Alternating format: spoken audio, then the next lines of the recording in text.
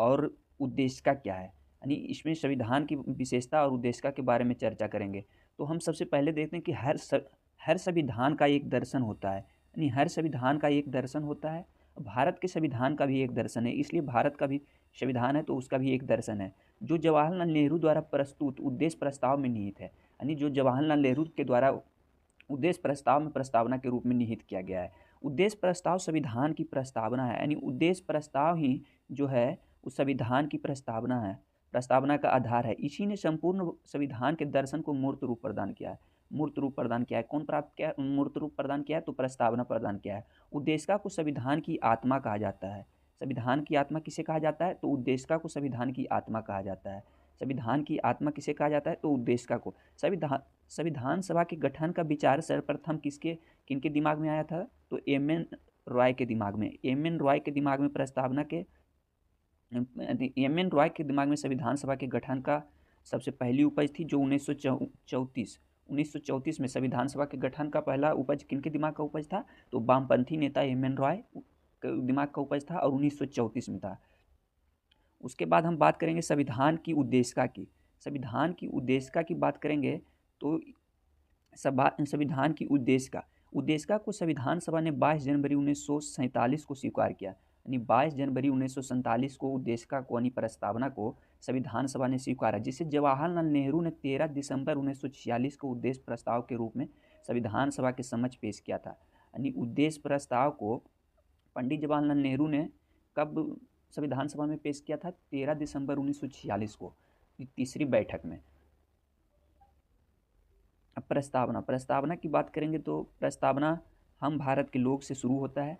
इसमें सबसे पहले संपूर्ण प्रभुत्व संपन्न समाजवादी पंथ निरपेक्ष लोकतांत्रिक गणराज्य की बात करता है। संपूर्ण प्रभुत्व संपन्न समाजवादी पंथ निरपेक्ष लोकतांत्रिक गणराज्य की बात करता है। उसके बाद इसमें बात करेंगे कि कितने तरह की न्याय की बात की गई है, तो कितने तरह की न्याय की बात की गई है, न्याय तो 3 तरह की न्याय की बात की गई है, सामाजिक, आर्थिक और राजनीतिक। सामाजिक, आर्थिक, राजनीतिक 3 तरह की न्याय की बात की गई है, सामाजिक, आर्थिक, राजनीतिक। उसके बाद स्वतंत्रता की बात करें कि कितनी तरह की स्वतंत्रता की बात की गई है, तो इसमें 5 तरह की स्वतंत्रता की बात की गई है, विचार, अभिव्यक्ति, विश्वास, धर्म, उपासना। विचार, अभिव्यक्ति, विश्वास, धर्म, उपासना और समता की बात करें तो 2 तरह की समता की बात की गई है, प्रतिष्ठा और अवसर की समता। क्या प्रतिष्ठा और अवसर की समता। न्याय की बात करें तो 3 तरह की, सामाजिक, आर्थिक, राजनीतिक की। स्वतंत्रता की बात करें तो 5 तरह की, विचार, अभिव्यक्ति, विश्वास, धर्म, उपासना। और समता की बात करें तो 2 तरह की, प्रतिष्ठा और अवसर की समता। उसके बाद हम बात करेंगे कि संविधान सभा को कब अंगीकृत किया गया। संविधान सभा को कब अंगीकृत किया गया तो देखिएगा 26 नवंबर 1949। 26 नवंबर 1949 को संविधान सभा को अंगीकृत, अधिनियमित और आत्मर्पित किया गया था। ध्यान दीजिएगा ये तीनों पॉइंट, अंगीकृत, अधिनियमित और आत्मर्पित।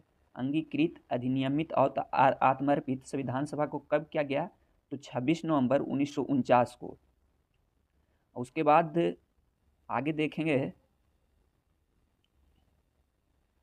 आगे देखेंगे उल्लेखनीय है कि प्रस्तावना संविधान सभा का भाग है। प्रस्तावना किसका भाग है तो संविधान सभा का भाग है, परंतु संविधान सभा के अन्य भागों से स्वतंत्र होकर उसका कोई विधिक प्रभाव नहीं है। इनका यानी कि प्रस्तावना जो है उसका संविधान सभा से अगर अलग हो जाता है यानी स्वतंत्र हो जाता है तो इसका कोई भी विधिक प्रभाव नहीं है। अर्थात स्वतंत्र रूप से प्रस्तावना परिवर्तनीय नहीं है, यानी स्वतंत्र रूप से प्रस्तावना परिवर्तनीय नहीं यानी लागू नहीं है। भारतीय संविधान सभा द्वारा 26 नवंबर 1949 को स्वीकृति, अंगीकृत व अधिनियमित किया गया। अभी ऊपर देखे थे हम सब कि 26 नवंबर 1949 को अधिनियमित और अंगीकृत किया गया और उसे 26 जनवरी 1950 से पूर्ण भारतीय संविधान लागू हुआ। यानी भारतीय संविधान कब लागू हुआ तो 26 जनवरी 1950 से पूर्ण रूप से भारतीय संविधान लागू हुआ। उसके बाद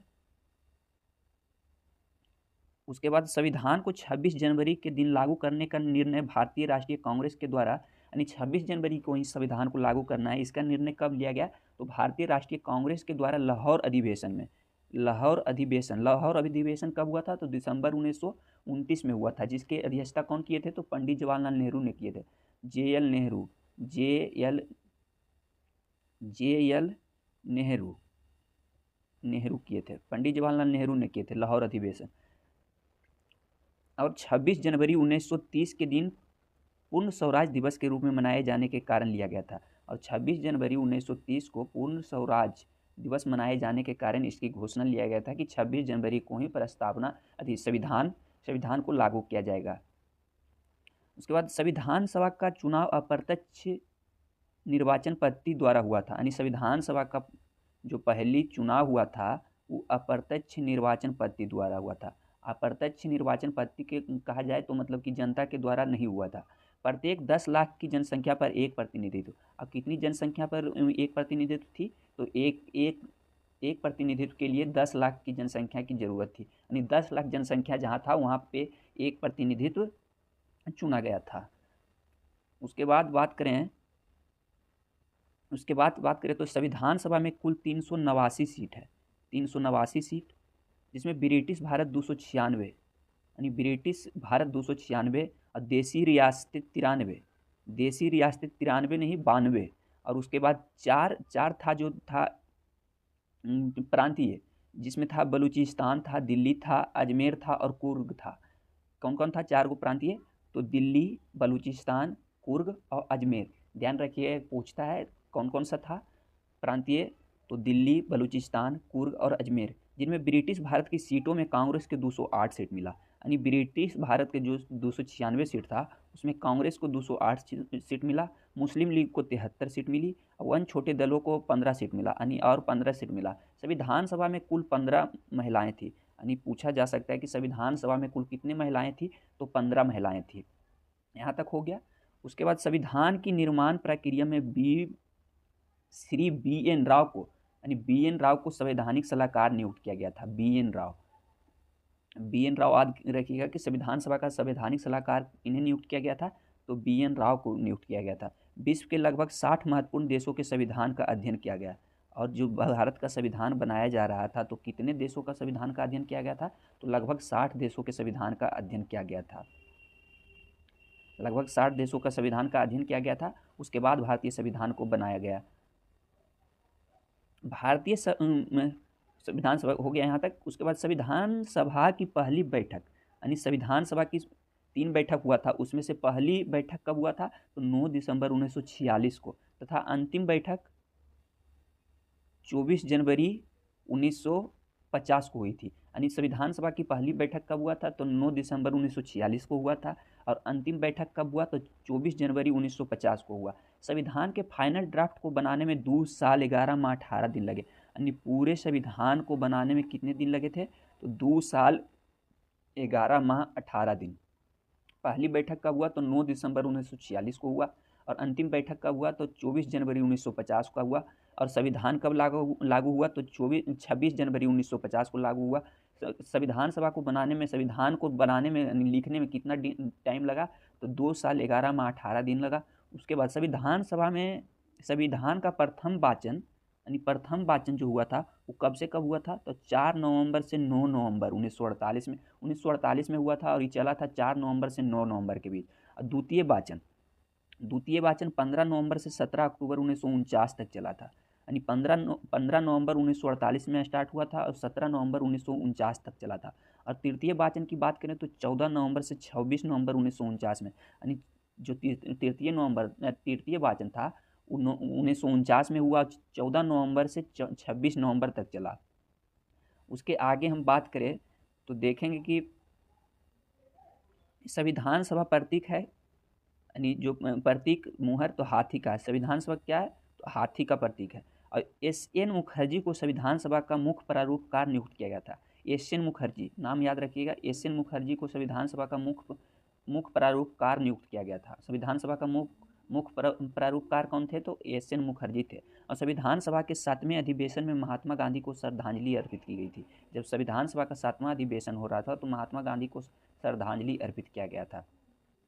और उसके बाद भारतीय संविधान की मूल प्रतियों को हीलियम में रख के सुरक्षित रखा गया है, यानी जो संविधान सभा जो लिखा गया उसके मूल प्रतियों को कहाँ रख के सुरक्षित किया गया है, तो हीलियम में रखकर सुरक्षित किया गया है। क्या, तो हीलियम में रख के सुरक्षित किया गया है। और भारतीय संविधान पूर्णतः हस्तलिखित है, यानी हाथ के द्वारा लिखा गया था भारतीय संविधान, जो 2 वर्ष 11 माह 18 दिन में लिखा गया था, वो हस्तलिखित यानी हाथ से लिखा गया था। इसे श्री प्रेम बिहारी नारायण रायजादा ने लिखा था। और किनके द्वारा लिखा गया था? तो श्री प्रेम बिहारी नारायण रायजादा, श्री प्रेम बिहारी नारायण रायजादा के द्वारा लिखा गया था संविधान। 2 वर्ष 11 माह 18 दिन में लिखा गया था। उसके बाद संविधान सभा के संवैधानिक सलाहकार कौन थे? तो ऊपर ही हम सब देखे थे BN राव। BN राव कौन थे? तो संविधान सभा के संवैधानिक सलाहकार थे। उसके बाद संविधान के पृष्ठ यानी उसके पेज का हिंदी संस्करण को सजाने का कार्य शांति निकेतन के कलाकार नंदलाल बोस द्वारा किया गया था। यानी जो हिंदी संविधान के पृष्ठों में हिंदी संस्करण का जो सजाने का कार्य किया गया था, वो शांति निकेतन के कलाकार नंदलाल बोस के द्वारा किया गया था। सजाने का काम कौन किए थे? तो नंदलाल बोस के द्वारा किया गया था। सजाने का काम नंदलाल बोस के द्वारा किया गया था। उसके बाद बात करें तो कि संविधान में कुल 355 अनुच्छेद है। संविधान में कुल कितने अनुच्छेद हैं? तो 355 अनुच्छेद है, 22 भाग हैं और 12 अनुसूची हैं। 395 अनुच्छेद, 22 भाग और 12 अनुसूची। केशवानंद भारती बनाम केरल राज्य, 1973 के मामले में अधिकतर न्यायाधीशों ने माना कि इसमें 13 न्यायाधीशों का पीठ बना था, जो मतलब कि अभी तक का सबसे बड़ा पीठ है, जिसमें 7 और 6 का अनुपात में निर्णय लिया गया था। इसमें मामलों में अधिकतर न्यायाधीशों ने माना कि उद्देशिका संविधान का अंग है। यानी इसमें माना गया कि उद्देशिका संविधान का अंग है, अतः उद्देशिका में भी संशोधन किया जा सकता है। और उद्देशिका संविधान का अंग है तो उद्देशिका में संशोधन किया जा सकता है, परंतु यह संशोधन आधारभूत संरचना के सिद्धांत के अधीन होगा। यानी आधारभूत संरचना के सिद्धांत के अधीन होगा। प्रस्तावना का प्रयोग संविधान की व्याख्या के लिए किया जाएगा। यानी प्रस्तावना का प्रयोग संविधान की व्याख्या के लिए किया जाता है। और ये संविधान उद्देशिका जो है यानी प्रस्तावना जो है उस संविधान का अंग है। केशवानंद भारती बनाम केरल राज्य 1973 में कहा गया था। जो सबसे बड़ा पीठ 13 सदस्यों का पीठ था, इसमें कहा गया था। उसके बाद बात करें तो उद्देशिका में केवल एक बार 42वें संविधान संशोधन अधिनियम 1976 द्वारा, कब? तो 42वें संविधान संशोधन 1976 द्वारा संशोधन कर 3 शब्द जोड़े गए, समाजवादी, पंथ निरपेक्ष और अखंडता। कौन कौन जोड़े गए? तो समाजवादी, पंथ निरपेक्ष और अखंडता जोड़े गए। कब जोड़े गए? तो 42वें संविधान संशोधन द्वारा 1976 में जोड़े गए थे। उसके बाद बात करें तो 26 नवंबर भारत में संविधान दिवस के रूप में मनाया जाता है। 26 नवंबर जो है भारत में संविधान दिवस के रूप में मनाया जाता है। इसका शुरुआत 2015 से हुआ। संविधान सभा को मनाने का शुरुआत कब हुआ? तो 2015 से हुआ, क्योंकि यह वर्ष संविधान निर्माता डॉक्टर भीमराव अम्बेडकर के 125वें। अब क्यों शुरू हुआ था? तो क्योंकि संविधान निर्माता जो डॉक्टर भीमराव अम्बेडकर थे, बाबा डॉक्टर भीमराव अम्बेडकर, उनके 125वें जन्म दिवस के रूप में मनाया गया था। और 26 नवंबर के रूप में तब से ही 2015 से स्टार्ट हुआ। उसके बाद बात करें कि संविधान सभा द्वारा स्वीकृति, तो राष्ट्रीय ध्वज यानी तिरंगा को कब स्वीकृति मिला संविधान सभा के द्वारा? तो याद रखिएगा 22 जुलाई 1947 को राष्ट्रीय ध्वज को कब मिला था? तो 22 जुलाई 1947 को। उसके बाद राष्ट्रीय गान कौन है? जनगण मन, जो डॉक्टर रविन्द्रनाथ टैगोर के द्वारा लिखा गया है। इसके कब स्वीकृति मिला? तो 24 जनवरी 1950 को स्वीकृति मिला, 24 जनवरी 1950 को। उसके बाद राष्ट्रीय गीत वंदे मातरम किनके द्वारा लिखा गया है? तो बंकिम चंद्र चटर्जी के द्वारा लिखा गया है। इसे कब स्वीकृति मिली संविधान सभा के द्वारा? तो 24 जनवरी 1950 को ही मिली। यानी राष्ट्रीय गान और राष्ट्रीय गीत को स्वीकृति एक ही दिन मिला, 24 जनवरी 1950 को। संविधान जब पूर्ण रूप से लागू हो रहा था उसके 2 दिन पहले। और राष्ट्रीय ध्वज यानी तिरंगा को कब संविधान का स्वीकृति मिला? तो 22 जुलाई 1947 को स्वीकृति मिला, 22 जुलाई 1947 को स्वीकृति मिला। उसके बाद हम बात करेंगे कि संविधान निर्माण से संबंधित कार्य समितियां, यानी जो समिति थी तो उसमें कौन सा कार्य को अपना रहे थे? तो संघ शक्ति समिति पंडित जवाहरलाल नेहरू के पास था, जो प्रथम प्रधानमंत्री बने थे। संघीय संविधान समिति, तो ये भी पंडित जवाहरलाल नेहरू। यानी जो संघ वाला है वो पंडित जवाहरलाल नेहरू अथी कर रहे थे टोटल। अब प्रांतीय वाला सरदार वल्लभ भाई पटेल कर रहे थे। प्रांतीय संविधान समिति के अध्यक्ष कौन थे? तो सरदार वल्लभ भाई पटेल। प्रांतीय संविधान समिति के कौन थे? तो सरदार वल्लभ भाई पटेल। अब प्रारूप समिति मोस्ट इंपॉर्टेंट है। प्रारूप समिति किनके द्वारा था? तो डॉक्टर भीमराव अम्बेडकर के द्वारा था। प्रारूप समिति किनके द्वारा? तो डॉक्टर भीमराव अम्बेडकर के द्वारा। और बाकी ये सब देख लीजिएगा। उसके बाद संचालन समिति एक इंपॉर्टेंट है। संचालन समिति कौन थे? संचालन समिति डॉक्टर राजेंद्र प्रसाद के द्वारा। डॉक्टर राजेंद्र प्रसाद के द्वारा संचालन समिति तो डॉक्टर राजेंद्र प्रसाद के द्वारा। उसके बाद हम देखते हैं तो छोटी समितियां में संविधान सभा के कार्य संबंधित समिति। संविधान सभा के कार्य संबंधित समिति जो था उसके जीवी मलवंकर देख रहे थे। उसके कार्य संचालन समिति जो था के ए मुंशी देख रहे थे। उसके बाद सदन समिति पट्टाभी सीतारमैया देख रहे थे। राष्ट्र ध्वज संबंधित तदर्थ समिति डॉक्टर राजेंद्र प्रसाद देख रहे थे। उसके बाद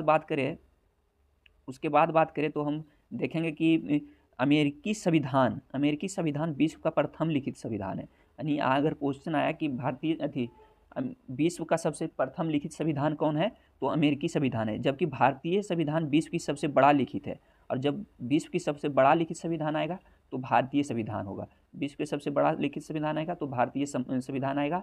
और अमेरिकी संविधान विश्व का प्रथम लिखित संविधान है। तो आज हम वीडियो को यहीं समाप्त करते हैं और मिलते हैं फिर नेक्स्ट वीडियो में। तब तक के लिए धन्यवाद।